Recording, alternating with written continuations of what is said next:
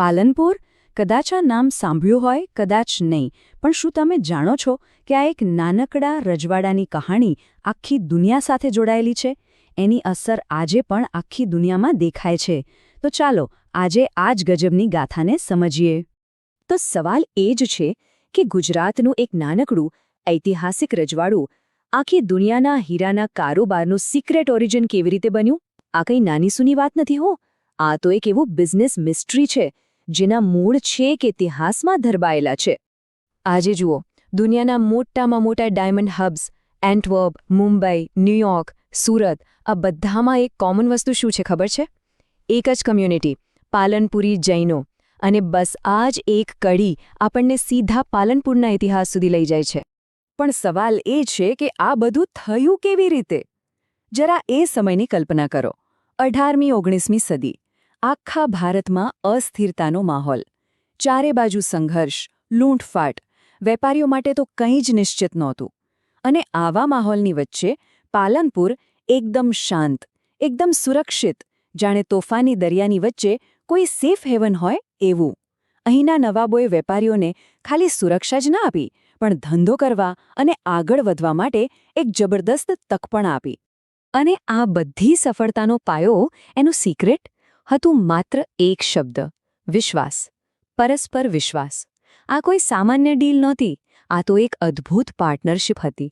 વિચારો, એક તરફ મુસ્લિમ નવાબ જે સુરક્ષાની પૂરેપૂરી ગેરંટી આપે, અને બીજી તરફ જૈન વેપારીઓ જે પોતાની આવડત અને મહેનતથી રાજ્યની તિજોરી છલકાવી દે. શું કોમ્બિનેશન હતું! અને આ વિશ્વાસ કેટલો મજબૂત હતો એનો એક કિસ્સો સાંભળો. જ્યારે પણ રાજ્ય પર કોઈ આર્થિક મુસીબત આવી તો જૈન વેપારીઓ એક મિનિટનો પણ વિચાર કર્યા વગર રાજ્યની તિજોરીને મદદ કરવા માટે આગળ આવતા. આ સંબંધ ખાલી રાજા પ્રજાનો નહોતો, ના, આ તો એક પરિવાર જેવો સંબંધ હતો. તો પછી આ એવા કયા શાસકો હતા જેમણે આવું વાતાવરણ બનાવ્યું? ચલો હવે એમની વાત કરીએ. આ કહાણીના હીરો છે બાબી રાજવંશ, જેમણે પાલનપુરની કિસ્મત લખી હતી. બાબી રાજવંશની શરૂઆત છેક અફઘાનિસ્તાનથી થાય છે. ત્યાંથી તેઓ પશ્તુન મૂળના હતા અને મુગલો સાથે ભારતમાં આવ્યા. પછી 18મી સદીમાં જ્યારે મુગલ સામ્રાજ્ય નબળું પડવા માંડ્યું, ત્યારે આ બાબી નેતાઓએ પાલનપુરમાં પોતાનું સ્વતંત્ર રાજ સ્થાપ્યું. પછી આવ્યા દિવાન શેર મોહમ્મદ ખાન, જેમણે મોડર્નાઇઝેશનની શરૂઆત કરી. અને એ પછી આવ્યા નવાબ સર તાલે મોહમ્મદ ખાન, જેમણે પાલનપુરને એક ગોલ્ડન એજ, એક સુવર્ણ યુગમાં પહોંચાડ્યું. નવાબ સર તાલે મોહમ્મદ ખાન, એમની વિઝન તો એમના સમય કરતાં ક્યાંય આગળ હતી. એમણે શું કર્યું? સૌના માટે શિક્ષણ, એ પણ મફત અને ફરજિયાત. આધુનિક હોસ્પિટલ્સ બનાવી, ખેડૂતો માટે સિંચાઈની નવી સિસ્ટમ્સ ઊભી કરી.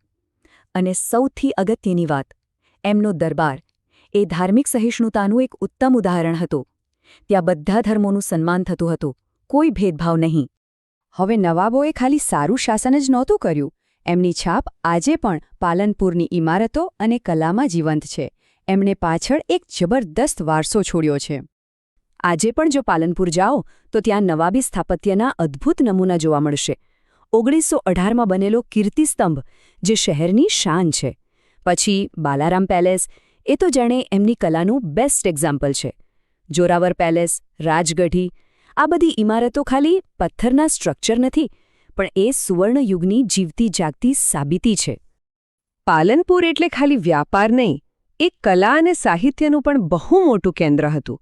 નવાબનો દરબાર એ તો હંમેશા મુશાયરાઓથી ગૂંજતો રહેતો. કવિતા અને શાયરીની મહેફિલો જામતી, અને શૂન્ય પાલનપુરી, સૈફ પાલનપુરી, આ બધા મહાન શાયરો એ જ માહોલની દેન છે. પણ સમય હંમેશા બદલાતો રહે છે. કોઈ પણ રાજ કાયમ નથી રહેતું. પાલનપુરના નવાબી શાસનનો પણ અંત આવ્યો. પણ જે રીતે એની શરૂઆત શાનદાર હતી, એનો અંત પણ એટલો જ ગૌરવપૂર્ણ અને શાંતિથી થયો. તો ચાલો હવે કહાણીના આ છેલ્લા પણ મહત્વના ભાગ પર નજર કરીએ. 562. આ ખાલી એક નંબર નથી. 1947માં જ્યારે ભારત આઝાદ થયું ત્યારે આટલા રજવાડા હતા. વિચારો, આ બધાને એક કરીને એક દેશ બનાવવાનું કામ કેટલું મોટું અને અઘરું હશે. અને આ મોટા પડકારનો એક નાનો પણ મહત્વનો ભાગ હતો પાલનપુર. અને એ સૌથી નિર્ણાયક ઘડીએ પાલનપુરના છેલ્લા નવાબ સર તાલે મોહમ્મદ ખાને 1 સેકન્ડનો પણ વિલંબ ન કર્યો. તેમણે કોઈ પણ જાતના ખચકાટ વગર ભારતમાં જોડાવાના દસ્તાવેજ પર સહી કરી દીધી. કેમ? કારણ કે એમને પૂરો વિશ્વાસ હતો કે પાલનપુરનું સાચું અને સુરક્ષિત ભવિષ્ય ભારત સાથે જ છે. તો આ હતી કહાણી પાલનપુરની, એક એવા રાજ્યની જેણે સુરક્ષા, સહકાર અને સૌથી ઉપર વિશ્વાસના પાયા પર એક ગ્લોબલ એમ્પાયર બનાવ્યું. આજે જ્યારે આપણે ચારે બાજુ ભાગલા અને વિભાજન જોઈએ છીએ, ત્યારે પાલનપુરનો આ ઇતિહાસ આપણને એક બહુ મોટો સવાલ પૂછી રહ્યો છે કે શું પરસ્પર વિશ્વાસથી આજે પણ એક વધુ સારું ભવિષ્ય બનાવી શકાય છે?